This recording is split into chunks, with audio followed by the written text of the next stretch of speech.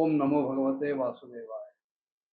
शुकमामुनी आता भद्राश्व वर्षाचं वर्णन करतायत आणि ते म्हणाले की धर्मपुत्र भद्रश्रवा आणि त्याचे मुख्य असे जे कोणी सेवक आहेत हे सगळे मिळून भगवान वासुदेवांची जी हयग्रीव नावाची मूर्ती आहे, तो जो विग्रह आहे त्याची स्तुती करतात, त्याचं ध्यान करतात की अतिशय धर्ममयी आणि प्रिय मूर्ती आहे. आणि त्या मूर्तीच्या ठिकाणी आपलं मन पूर्णतः लावतात, एकाग्र करतात आणि आत्यंतिक समाधिनिष्ठतेने आपल्या हृदयात ती मूर्ती स्थापित करतात आणि त्या हयग्रीवांना वंदन करत करत ते त्यांची स्तुती करतात. ओम नमो भगवते धर्मायात्म विशोधनाय नमः. की चित्ताला आत्यंतिक शुद्ध करणारे ओंकार स्वरूप आपण धर्मरूप भगवान आहात. आपल्याला आमचा नमस्कार असो. अहो विचित्रम भगवत विजयश्रुतम घनंतम जनोयम की मिशन्न पश्यती ध्यायन सज्जर ही विकर्म सेवितुम निर्हृत्य पुत्रम पितरं जिजीविषती. ते म्हणाले, अहो भगवंताची लीला कशी विचित्र आहे, मोठी, की त्याच्यामुळे हे सगळा जीवलोक, हे सगळे जीव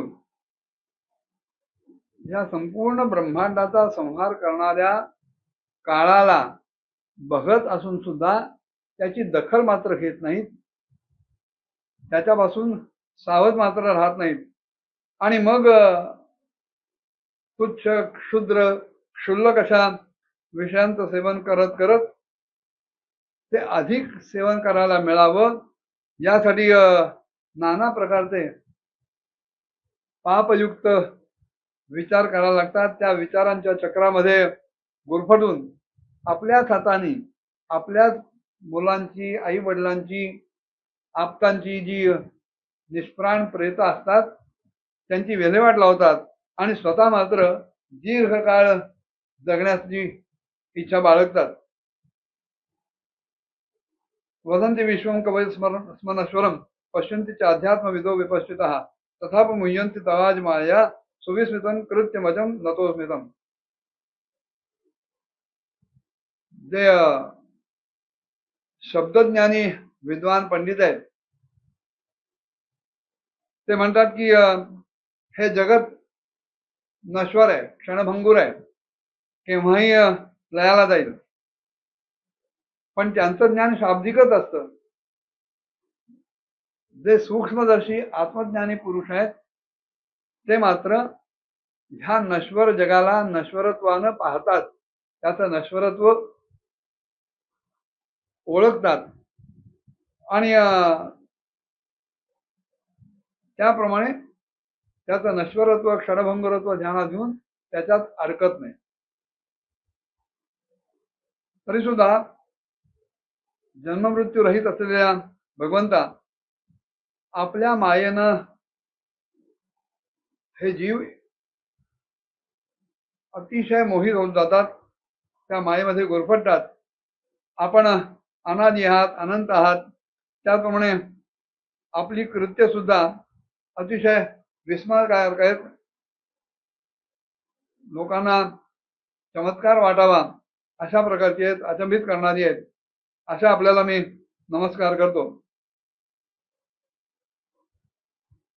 शिवोद्भवस्थान निरोध कर्मते जगद्दुरंगीकृतमप्यपावृतः युक्तन्न चित्रं त्वयि कार्य कारणे सर्वात्मनि व्यतिरिक्ते च वस्तुतः. भगवंता, आपण स्वतः अकर्ता आहात, अक्रिय आहात आणि मायेच्या आवरणानं विहीन आहात.